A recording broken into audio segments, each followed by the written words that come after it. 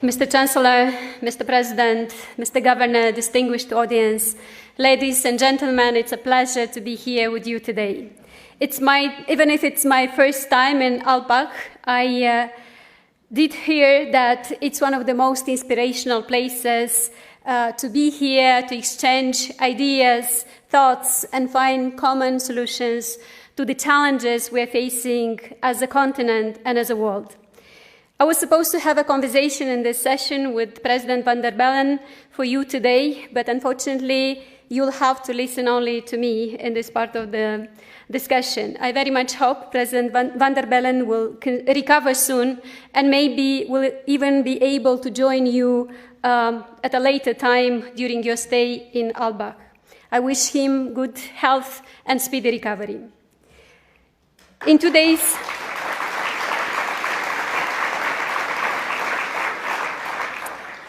from now, this Wednesday, Ukraine will celebrate, in the middle of unprecedented challenges to its sovereignty and territorial integrity, the 31st anniversary of its Independence Day.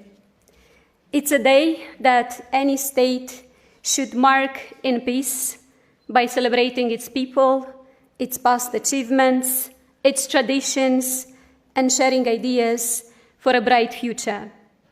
Instead, Ukraine today is at war.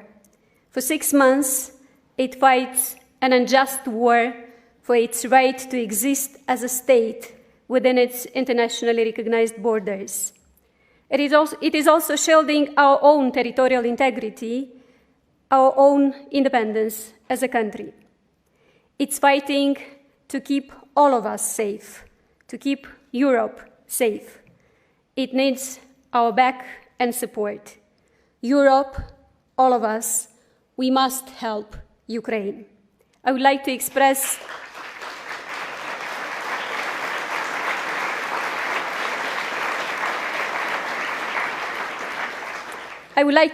my utmost admiration to all Ukrainians for their courage, their resilience, their inner power to continue this fight for survival, justice, and freedom. We owe ourselves a strong and resilient Europe, a Europe that will be able to stand by all its citizens, by the values and principles that Europeans cherish and that the Ukrainians chose to fight for. They also want to be part of the free world, where everyone has the freedom to choose who to be and what kind of future to have for their children.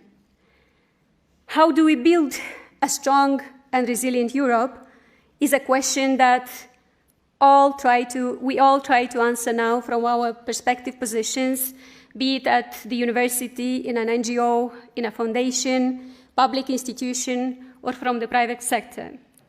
One thing that is crystal clear is that only together we can build a Europe that is strong and resilient enough to meet the challenges of today and tomorrow.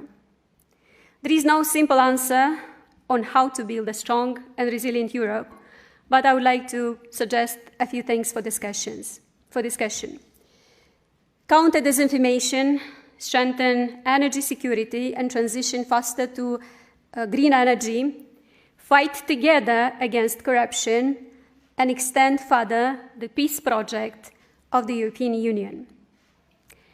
Number one of the biggest threats to democracy in Europe today is disinformation. We need to do much more to fight propaganda than we did in the last decade. For too long, the EU has treated this subject superficially, and the instruments used were ineffective. We have seen the effects of propaganda and disinformation in the case of several elections in European countries. In Moldova, we became a testing ground for new disinformation tools. We feel its consequences the hard way. Today, we witness a full-fledged campaign to justify the war in Ukraine through propaganda and disinformation. And unfortunately, there are many people who fall into this trap, regardless of the country they live in or the language that they speak. It is true that there is a thin line between freedom of expression and stopping disinformation, but propaganda and disinformation are some of the biggest dangers to democracy and need to be addressed accordingly. We need new international norms on social media, as unpopular as this might sound. For instance, several social media outlets never react to the requests of the Moldovan institutions to suspend pages that distribute or promote fake news about the war, about COVID, or hate speech.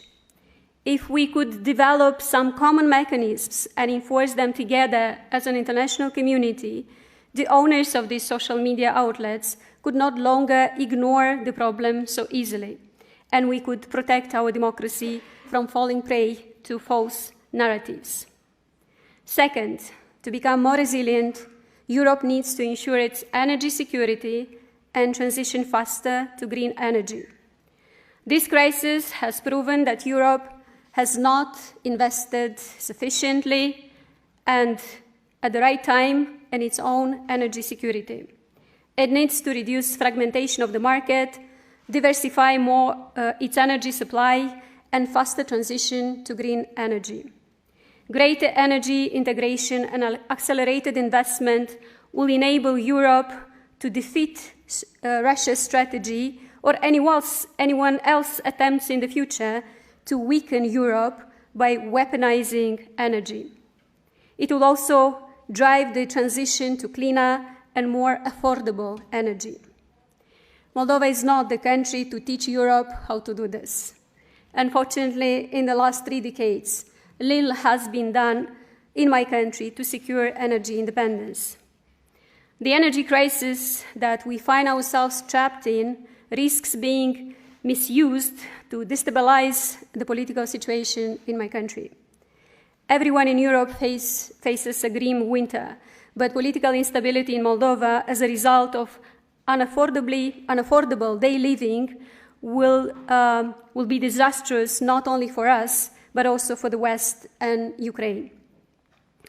Since its first days in office, the current Moldovan government is working hard to strengthen the country's energy security and diversify our energy mix.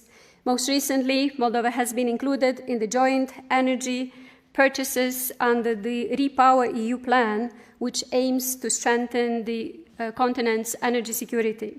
We look forward to see this mechanism being put at use. 3. Europe needs to put the fight against corruption seriously on its agenda. This time as a collective fight, because corruption proved to have no borders. Moldova has had a traumatic experience when corrupt groups came to power. They significantly weakened state institutions. Democracy was discredited because they were speaking as democratic governments, and our European dream along with it. Some people came to believe that democracy is to be blamed for corruption and poverty. Importantly, the biggest robberies in my country happened with the participation of some Western companies or banks. The money laundering schemes, the famous or infamous $1 billion bank theft, this happened even with the involvement of some banks from the EU or offshore companies from countries with consolidated democracies and with strong anti-corruption institutions. Moldova lost a lot of money that otherwise should have been invested in energy security, hospitals, schools, roads, universities for the people. Now we are struggling to recover both stolen assets, but more importantly, the time that we have lost during the last decades. And this is a very difficult process. That is why we need clear international cooperation mechanisms so that dirty money from fragile democracies is no longer accepted in other countries, and in cases where things have already happened, to be able to recover the stolen money and to bring the thieves to justice. It is not okay when people who steal and destroy democratic institutions in our countries take their capital and live beautifully in countries with consolidated democracies, enjoying respect for human rights and high-quality public services. We need to improve international instruments for mutual legal assistance to make asset recovery and restitution faster and more efficient. We can create joint investigation teams, mutual legal assistance mechanisms, or create measures for direct recovery of property via civil procedures. We can create an international legal platform for exchange of information for integrity authorities. We should all enforce stricter rules on political party financing. We need to join our collective efforts to create new international rules and guidelines that would prevent corrupt people from leaving the country and taking the illegally acquired assets with them. And number 4, the EU must offer a clear and credible accession perspective for candidate countries that have the strong political determination to join the European family of nations and the will to implement the necessary reforms. Enlargement can foster peace and stability in Europe and bring prosperity to all. Moldova and Ukraine want to be part of the EU. I would like to take this opportunity to thank Austria and all the EU member states for their vote of confidence in June European Council meeting when Moldova and Ukraine were granted EU candidate status. Moldova is a European country with a European history, European language, European culture, European political system. We share the ideal of a peaceful, united, and prosperous Europe. Through accession, the EU has anchored the democracies of Greece, Spain, and Portugal as they were emerging from dictatorship. And by offering a European perspective to the Balkans, it has stabilized the region after the Yugoslav wars. It now must do it again through enlargement into our volatile region. And finally, if Europe is to take a more active role in the world stage, we must remember and find solace in our values. We need to remind ourselves why do we do what we do, why we take our stances and promote our policies. I say we because I believe that a vast majority of Moldovans share the same beliefs. We share a set of values that put the individual, the person, its life and well-being at the center of every decision, of every project and policy. The future we are building together emphasizes the value and the potential of every single person. It's a society that values reason, science, work, but also diversity and compassion. And as experience shows, giving people freedom and the chance to pursue happiness is also a sound economic thinking. European countries created what is perhaps the most humane and prosperous model available to humans today. To conclude, a more resilient Europe needs more resilient people, societies, institutions, and states. We all need to lead by example. That's what we're trying to do today in Moldova. Thank you.